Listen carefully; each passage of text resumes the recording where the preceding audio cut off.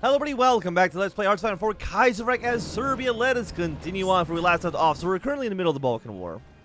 I really wish, I'm gonna send you, my friend. We will assign you underneath this leader. I'm gonna send you over here. And your job is just to take over territory that Romania seems to refuse to do. I wish I had more units though. I really wish I'd have a handful more troops. Get more manpower. The thing is, I don't need manpower. I need soldiers on the fields. I mean, I could, I guess, build up some more units.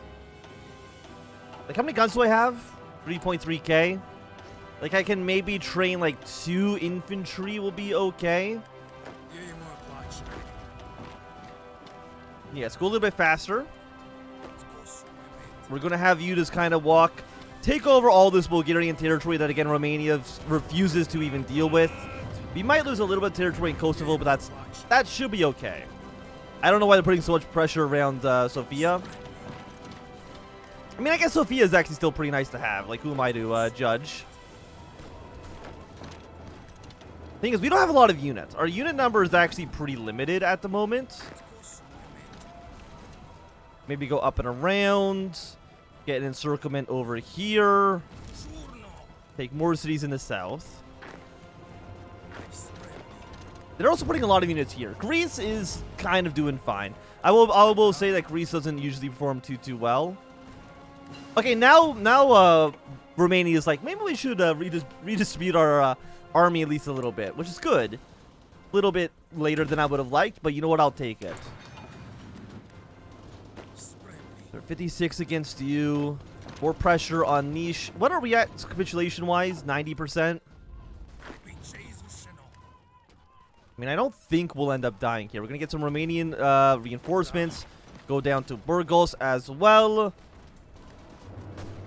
I'm trying to think about, like, what maybe we can do about Sofia right now.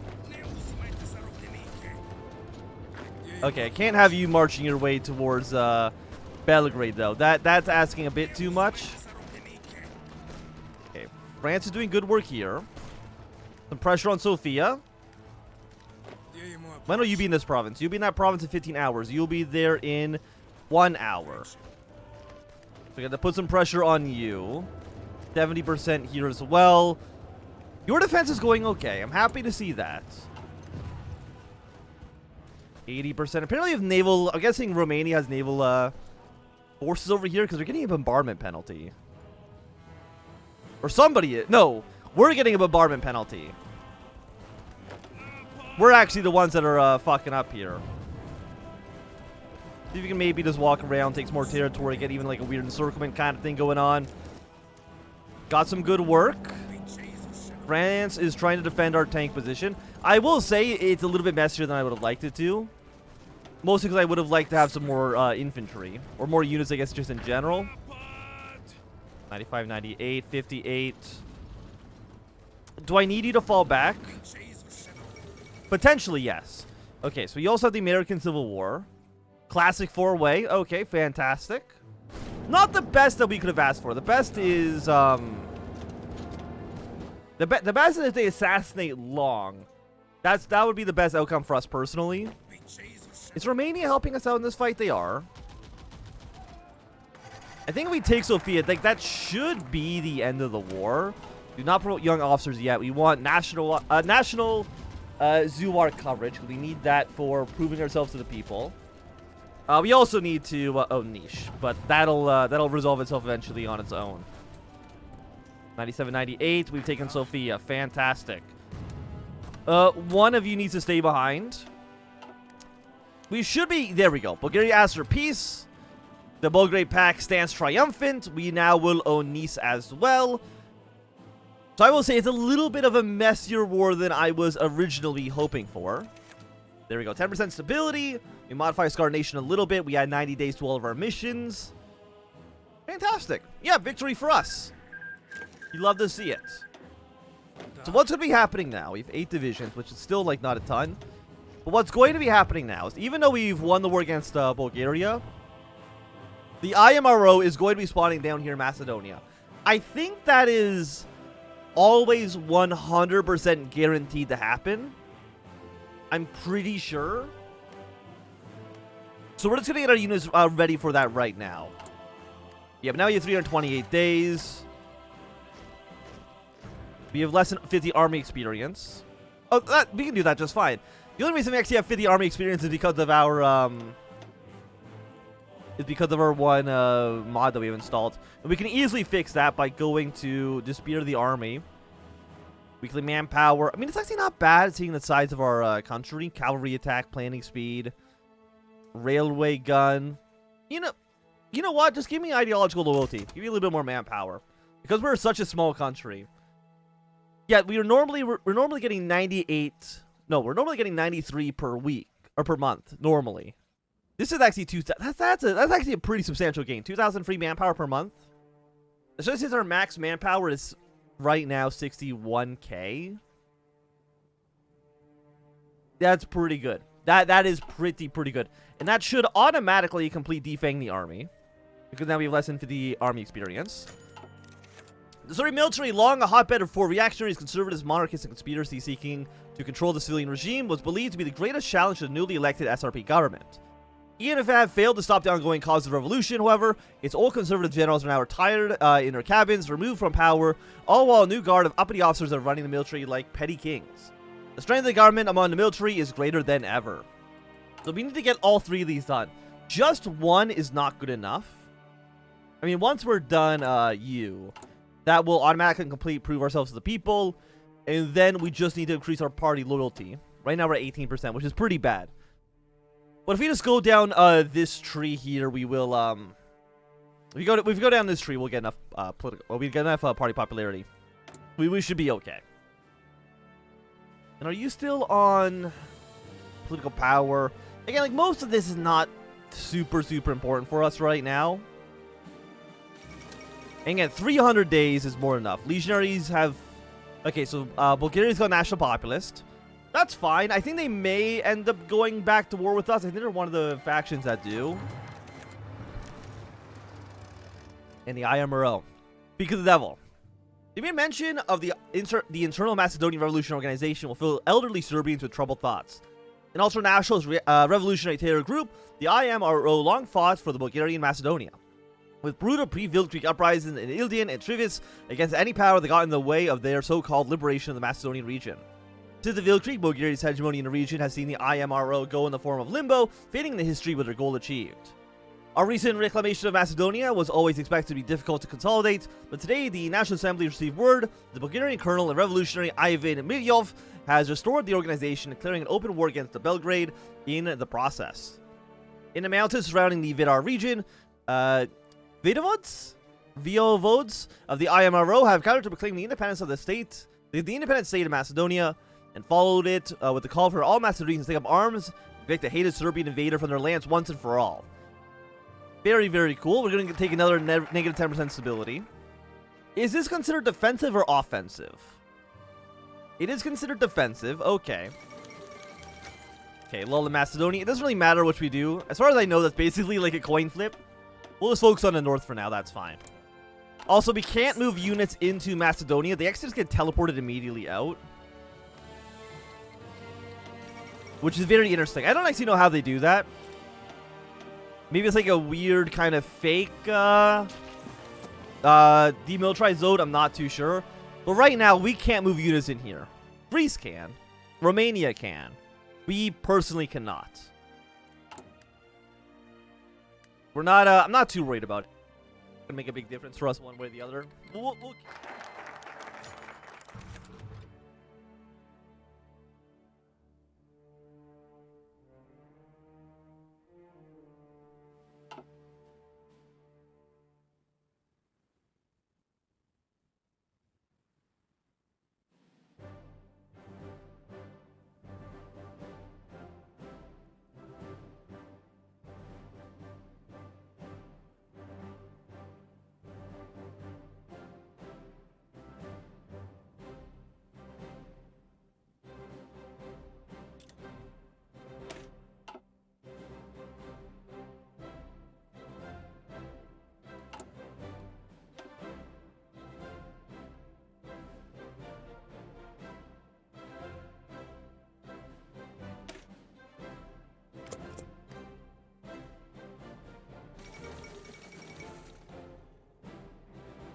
I don't know how long I was muted for.